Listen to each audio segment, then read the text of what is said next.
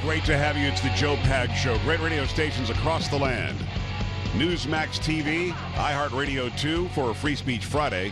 1-800-383-9624, joepags.com. Love to hear from you. Love to get you on. And we love having this guy on. It's Dick Morris, his own self. Hi, Dick. How are you? Hey, Pags. How are you doing? I'm doing great, man. It's always good to talk to you. The name of the book is Armageddon, How Trump Can Beat Hillary. And I got to tell you, I'm not kissing up. You know this. I'm going to be straight with you. But everything you predicted so far has happened. I mean, where we are right now, a month and a half or so before the election, how do you feel about it? Well, I think it's good. I think that I think right now it is genuinely a tie race, and I give both of them a 50-50 chance. I think that Trump has succeeded in presenting a dignified, statesman-like approach, presidential approach, and with positive issue proposals, and he's acted like a president, and going to Louisiana and Mexico and all of that, and without retreating on his issue position. And he's also done a good job of what I call throwing the left hook, getting in touch with the Sanders voters and the Hillary voters, particularly people of color. And I think that's that's really good, and it's just when using the school choice issue as a way of doing that. And I think he's doing great on that. And of course, we have unexpected bonuses, which is that Hillary is probably falling apart. It's very interesting going into Monday. The rules of the debate, we'll talk about them in a second, but I think that it definitely favors Trump. The name of the book is Armageddon, How Trump Can Beat Hillary. Dick Morris is the New York Times bestseller. We love having you on.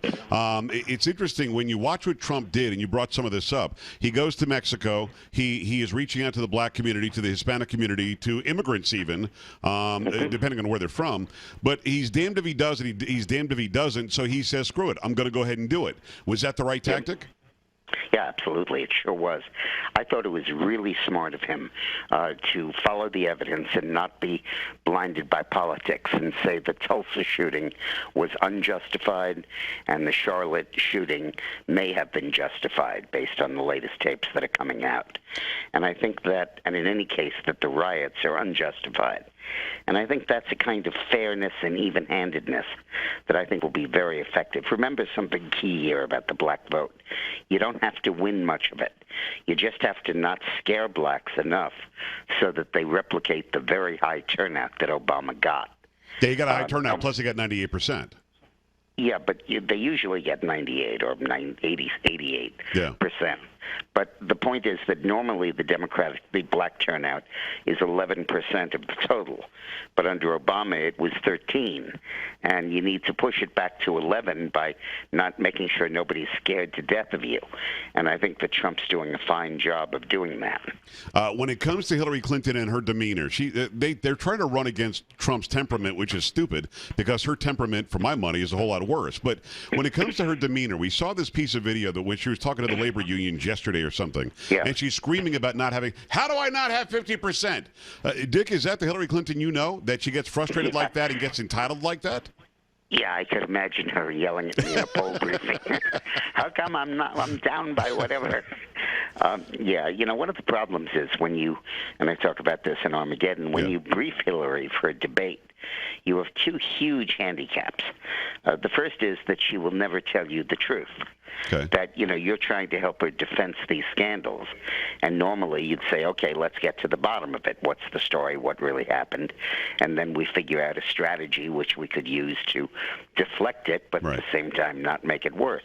She never tells you what the truth is. And she gives you the same lies she's giving the public. And you find out their lies the same time the newspapers do. And what do you make of it, though? I mean, when you're watching it, what do you make of it?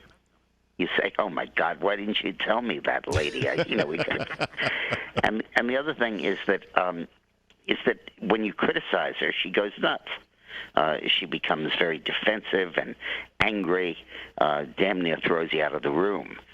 So her staff learns not to cross her, and they just do not subject her to the kind of criticism and the kind of advice that normally candidates get.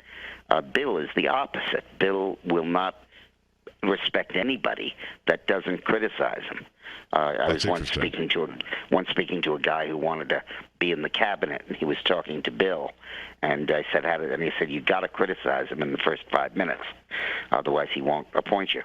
And then in the meeting, he came back and he said, oh, it was great. He had just given a speech. The president was in a great mood, and we really bonded. And I said, did you criticize him? And he said, no, we were in such a great thing, I didn't want to take him down. And I said, then you're not getting the job. And I bet he didn't. Bill will only appoint people who criticize him, because that's why he wants them. That's why he needs them. That's very interesting. It's Dick Morris. The name of the book is Armageddon, How Trump Can Beat Hillary. It's a New York Times bestseller. Go and get it. I'll put the links up on where you can go and buy the book. What's interesting going in, and I made this observation a little while ago, and feel free to tell me that I don't make any sense, but you've got Hillary Clinton, who I think is going to try to jab Donald Trump to get him mad. You got Donald Trump, and if he's smart, he'll try to jab her to get her mad. Who's going to win the get the other person agitated, race here in the debate on Monday? Well, I don't think Hillary's going to get mad in the sense that she'll act differently than she usually does. Right. I think she'll get uptight, and I think that she'll lie, and I think she'll try to sell stuff that isn't true, that people will see isn't true. And I think that that's going to be the defect. In terms of Trump, I think that he's going to be very effective, and I don't think he's going to get mad. I do think that he's going to be very effective in portraying him in being very disciplined and dignified. He has to walk in there and not be deplorable, not be racist, not be sexist, not be a homophobe, not be an Islamophobe, not be reckless, not be unpredictable, not be any of the things Hillary says he is. And it's kind of easy to do that because he really isn't that way. And at the end of 90 minutes of the debate, all of the stereotypes Hillary has tried to pin on him won't work, because people will have seen him just like they saw Reagan, and they didn't believe the stuff Carter was saying about him, that he was trigger-happy and a cowboy and shoot from the hip and reckless and so on. And none of that works, because in TV you actually see the person and see what they're like. It's Armageddon, How Trump Can Beat Hillary. Dick Morris, our friend who's been on here many times. We always appreciate the insight. So you're going in and you're working for Hillary Clinton. I'm sorry I didn't want to make you have a reflex action there.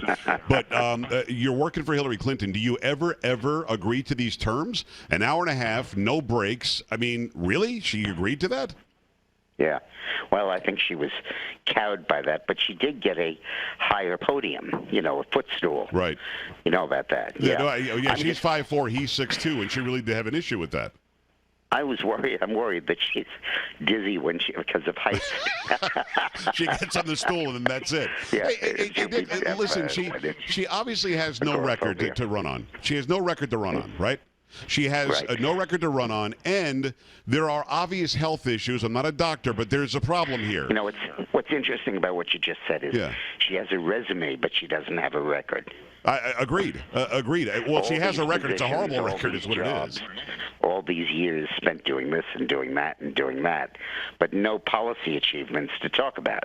And you compare John Kerry's record as Secretary of State, as misguided as it's been, it's laden with achievements, whereas she had none. None. I mean, hers is laden with failures. It's Dick Morris, Armageddon, How Trump Can Beat Hillary. The question that I've asked you many times before, and you always give a sterling answer, is, okay, failing health, no record whatsoever. She was the president's wife, whatever. Why exactly does Hillary Rodham Clinton feel she's entitled to be the leader of the free world? I don't get it. Well, she believes that she is a uniquely good human being. She believes that she has better motivation than anybody else on earth, and that as such, Mother Teresa can hijack a jet to get to Calcutta faster to feed the poor. That's a great comparison. That is a great comparison. But the problem is, she's out of her mind. I mean, she's not that great person. And I think anybody who's got any common sense, rationale, and logic, look at her and say, "What are you, crazy? You're bringing nothing to the table." How is it that she's in this position? If you want truly to understand Hillary Clinton, I do, in all of her complexity, do you ever watch House of Cards? Yes. Okay, Claire Underwood. That's her. That's who she is. Yeah. All right. Now everybody's got to go on Netflix or whatever it is and go watch House of Cards, and they can get some insight here. as What? cold and as calculating as they come, and yet capable of phoning up all kinds of warmth and anything necessary, but coldly, ruthlessly, deeply, personally ambitious. Armageddon, how Trump can beat Hillary. Last question, Dick. Monday night, after the debate, social media is going to go nuts. This is really the first debate we've seen where social media is such a big part of our lives. Does Trump just have to win the debate, or does he have to win the social media debate afterwards? Well, yeah, of course he does. Everybody does. But I think it's important to understand that that is a debate in social media, not in the spin rooms of the networks. Okay. I think that the 20%, 30% of America of the viewers will be influenced by the spin rooms, but 70 or 80% will be influenced by the social media, emails, Facebook, and chat. By the way, I'm going to be doing a video both on Facebook and emailed out to my subscribers the minute the debate is over. So if you want to get that video, go to dickmorris.com and just enter your email address and sign up, and I'll send it to you, and you'll get it literally as the debate is, 20 minutes after it's over. Perfect. I promise this is the last question. Any surprise to you that Ted Cruz came around today? No, I had a good pun though. Ted said that Trump was pathological when he denounced him. Right. And he was misquoted by the press. What he said was his path is logical. There you go. So you predicted this months ago. All right, Dick. We always appreciate the time. It's Dick Morris. Go to dickmorris.com. Get the book Armageddon, How Trump Can Beat Hillary. We always appreciate the time and the access. And listen, your thoughts on what you just heard. 1-800-383-9624. The path is logical. Carrie, did you know that? I did not know I did. that. See, I misunderstood what Ted said, too. Yeah. It's crazy. All right. Well, your phone calls when we come back on a Free Speech Friday. Stay right here.